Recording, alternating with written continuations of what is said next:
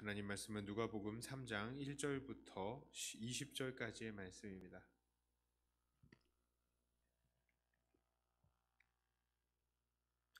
누가복음 3장 1절부터 20절까지의 말씀입니다. 다소 깁니다. 그러나 제가 봉독해 올립니다. 디베리오 황제가 통치한 지 15해 곧 본디오 빌라도가 유대의 총독으로 헤롯이 갈릴리의 분봉왕으로 그 동생 빌립이 이두레와 드라고닛 지방의 분봉왕으로 루사니아가 아빌레네의 분봉왕으로 안나스와 가야바가 대제사장으로 있을 때에 하나님의 말씀이 빈들에서 사가랴의 아들 요한에게 임한지라. 요한이 요단강 북은 각 처에 와서 죄 사함을 받게 하는 회개의 세례를 전파하니 선지자 이사야의 책에 쓴 바 광야에서 외치는 자의 소리가 있어 이르되 너희는 주의 길을 준비하라. 그의 오실 길을 곧게 하라. 모든 골짜기가 메워지고 모든 산과 작은 산이 낮아지고 굽은 것이 곧아지고 험한 길이 평탄하여질 것이요 모든 육체가 하나님의 구원하심을 보리라 함과 같으니라. 요한이 세례받으러 나오는 무리에게 이르되 독사의 자식들아 누가 너희에게 일러 장차 올 진노를 피하라 하더냐. 그러므로 회개에 합당한 열매를 맺고 속으로 아브라함이 우리 조상이라 말하지 말라. 내가 너희에게 이르노니 하나님이 능히 이 돌들로도 아브라함의 자손이 되게 하시리라. 이미 도끼가 나무 뿌리에 놓였으니 좋은 열매 맺지 아니하는 나무마다 찍혀 불에 던지어지리라. 무리가 물어 이르되 그러면 우리가 무엇을 하리이까? 대답하여 이르되 옷 2벌 있는 자는 옷 없는 자에게 나누어 줄 것이요 먹을 것이 있는 자도 그렇게 할 것이니라 하고 세리들도 세례를 받고자 하여 와서 이르되 선생이여 우리는 무엇을 하리이까 하매 이르되 부과된 것 외에는 거두지 말라 하고 군인들도 물어 이르되 우리는 무엇을 하리이까 하매 이르되 사람에게서 강탈하지 말며 거짓으로 고발하지 말고 받는 급료를 족한 줄로 알라 하니라.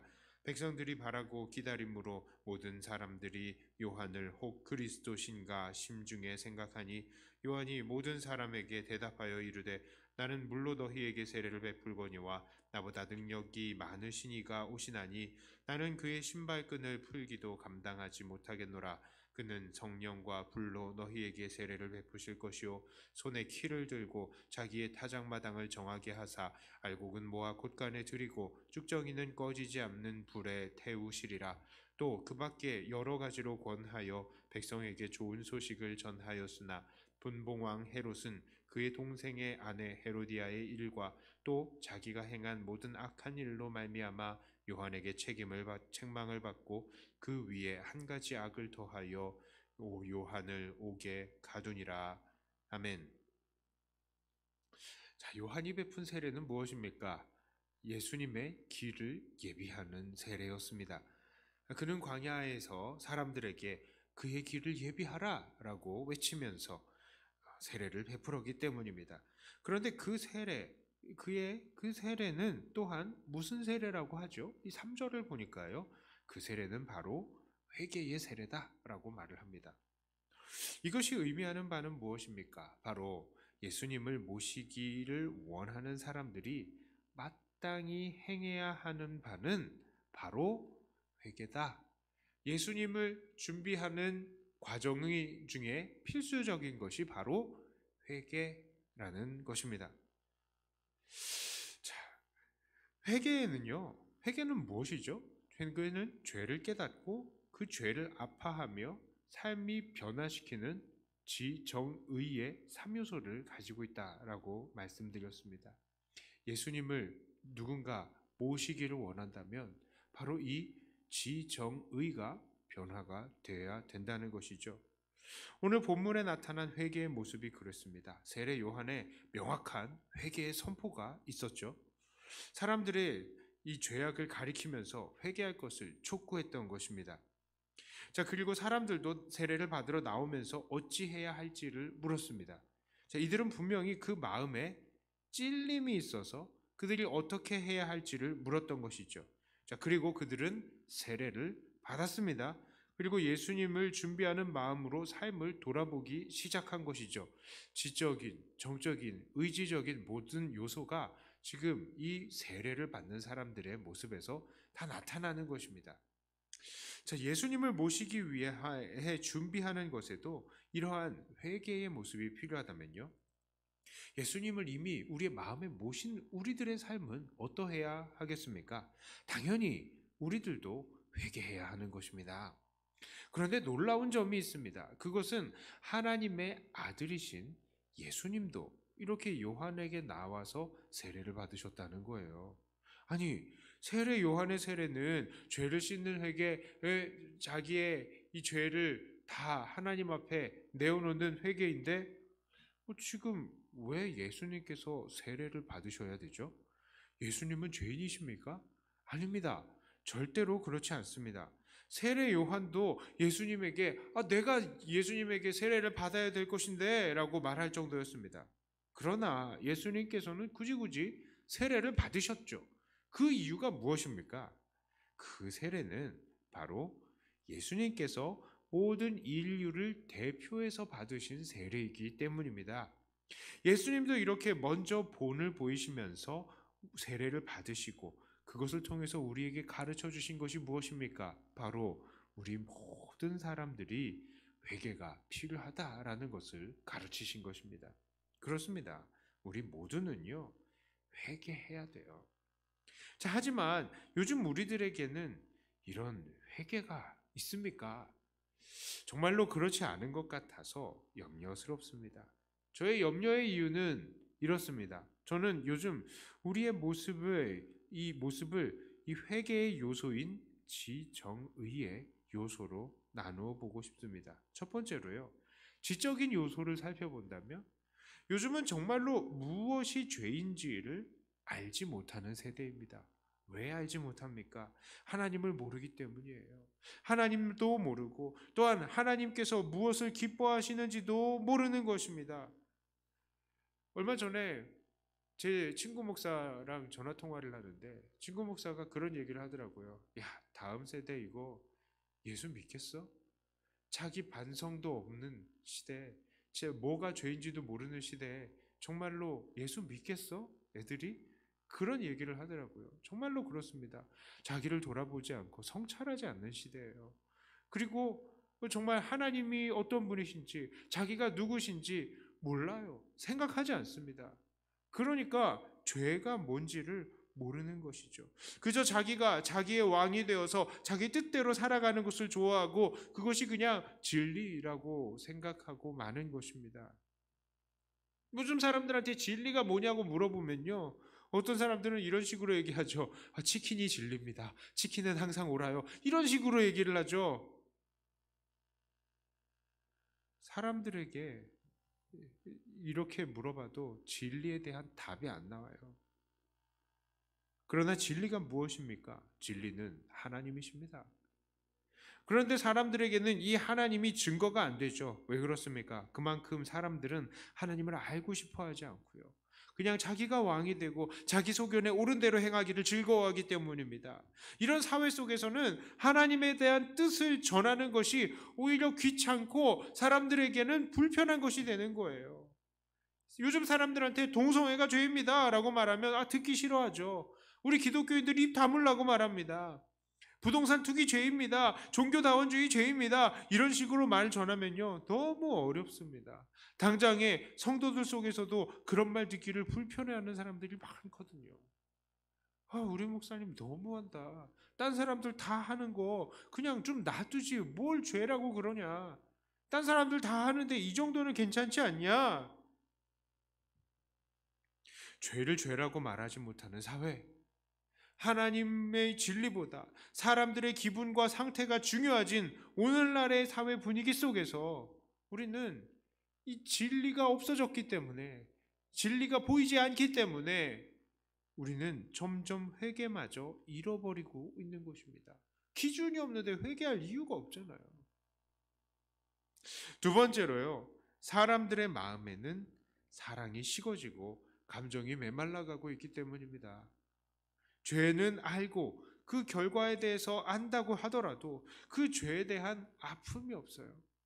왜냐하면 너무 그 죄에 익숙해 있고 또 하나님이 어떠한 마음을 가지고 계실지에 대한 공감도 없고 그저 익숙한 죄가 반복되는 상황, 즉 양심이 과인 맞은 상황이 되어버렸기 때문입니다. 양심이 화상을 당해서 아주 감각이 다 죽어버린 것처럼 된 상태라고요. 또 세 번째로요, 죄를 벗어나려는 의지가 없기 때문입니다. 사실 많은 사람들은 이 죄를 벗어나고 싶어 하지를 않아요. 왜냐하면 이 세상이 편하기 때문입니다. 천국이 별로 사모가 안 됩니다. 왜요? 이 땅이 너무 좋거든요. 이 땅은 진짜 돈, 권력 있으면 한없이 즐거운 것들이 넘쳐나는 것입니다. 요즘 보세요. 길거리에 맛있는 거 얼마나 많습니까? 그거 하나씩만 다 사 먹어도 얼마나 행복해요. TV 보세요. 얼마나 재밌는 거 많이 있습니까? 그거 하나씩만 다 찾아봐도 이 세상 얼마나 행복해요. 물론 그것들이 우리들에게 진정한 만족을 주지 못하지만 일단 사람들에게 매력적이고 떠나고 싶지 않은 것들이 분명합니다. 그렇기 때문에 사람들은 이 지금 의지적으로 회개하고 싶은 마음이 없는 것이죠. 자, 그렇다면 우리들은 어떻게 해야 할까요? 그러나 우리는 여전히 회개해야 합니다. 왜냐하면 우리는 여전히 회개가 필요한 죄인들이기 때문입니다. 그리고 이 죄를 가지고는 천국에 갈 수 없기 때문입니다. 자, 그러므로 우리는 어떻게 해야 합니까? 첫째로 우리는 먼저 하나님을 알아야 합니다. 우리는 하나님을 알되 잘 알아야 합니다. 이것이 첫 번째로 중요합니다. 잘 알아야 잘 깨닫고 더 아파하고 더 의지를 가지고 회개할 수 있는 것입니다. 우리 하나님은 어떤 분이신지 그 말씀을 통해서 정말로 열심히 하나님을 알아가야 합니다. 주의 말씀은 우리를 비추는 거울과 같은 것이죠. 거울 앞에서 우리가 무엇이 잘못되었는지를 보고 고치듯이 우리는 항상 말씀을 기준을 삼아서 하나님을 깨닫고 우리의 잘못을 깨닫고 고치게 되는 것입니다. 그러므로 우리는 하나님을 알되 힘써 알아야 됩니다. 두 번째로요, 우리는 죄의 상태를 아파해야 합니다. 우리의 마음 가운데 있는 구원의 확신은요, 참으로 감사한 겁니다. 우리의 죄성과 이 상관이 없이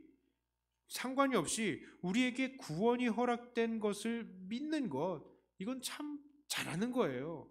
그러나 우리가 죄를 미워하지 않는 것은요, 구원을 오해한 것입니다. 구원을 오해한 거예요. 내가 가진 이 죄 때문에 주님께서 죽으신 것을 잊지 않고 이 죄가 주님과 나 사이를 갈라놓았고 이 죄 때문에 우리 주님께서 죽으셨다는 사실을 깨닫고 또한 내가 이 죄를 사랑하는 이상 하나님의 백성답게 살지 못하고 있다는 사실이라는 것을 우리는 마음 깊이 깨달아야 돼요. 우리는 항상 이런 식으로 생각하죠. 주님께서 나를 구원해 주셨으니 나는 죄가 있어도 괜찮다. 법적으로는 괜찮을 수도 있어요. 우리가 이미 하나님의 자녀이니까. 그런데요, 죄 때문에 하나님께서 우리의 죄 때문에 지금도 속상해 하시는데 우리가 그것을 알면서도 우리의 마음이 아프지 않다고요? 그것은 잘못된 것입니다. 당연히 잘못된 것이죠. 우리도 그렇잖아요. 자녀들 앞에서 분명히 속이 썩어 문드러져 가는데 괜찮아. 그런데 자식들이 그 사실을 알아봐요. 그걸 보고 우리 엄마 아빠가 괜찮다고 했으니까 하고 계속 그냥 개차반으로 행동합니까? 잘못된 자식이에요. 그런 자식은 당연히 잘못된 자식이죠. 구원이 마찬가지입니다.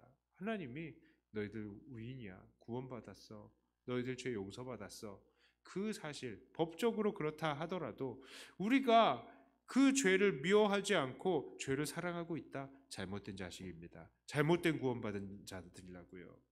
우리는 죄를 미워해야 됩니다. 죄의 상태를 아파해야 하는 것입니다. 세 번째로요, 우리는 하나님 앞에서 결단한 바를 실천해야 합니다. 물론 잘 안 될 때도 많을 것입니다. 그러나 포기하지 않고 계속 도전하는 가운데에 우리의 삶에는 발전이 있을 것입니다. 어제보다 더 나은 내일을 살 수 있게 되는 것이죠. 이 세상의 것들에서 즐거움을 찾는 것이 아니라 앞으로 장차 우리에게 주어질 하늘의 소망을 두면서 우리는 매일매일을 견뎌나가야 하는 것입니다.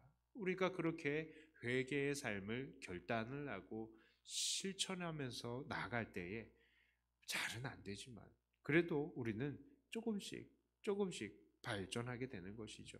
어저께는 1만큼 순종하고 2만큼 죄를 지었다면 오늘은 다시 회개하고 다시 이만큼 성장할 수 있는 그런 우리들이 될 수 있는 것 아니겠습니까? 자, 이제는 말씀을 정리합니다. 예수님을 준비하는 마음은요, 회개하는 마음입니다. 자, 이것은 지정의 세 분야의 전인격적인 변화라고 말씀을 드렸어요. 그러므로 우리들은 말씀을 통해서 힘써 하나님을 알고 죄를 아파하며 의지를 가지고 꾸준히 우리의 삶을 변화시켜야 합니다. 이러한 진정한 회개를 통해서 우리가 온전히 주님을 기쁘시게 하고 진정으로 믿는 자답게 살아가는 저와 여러분들이 다 되시기를 주님의 이름으로 축복합니다.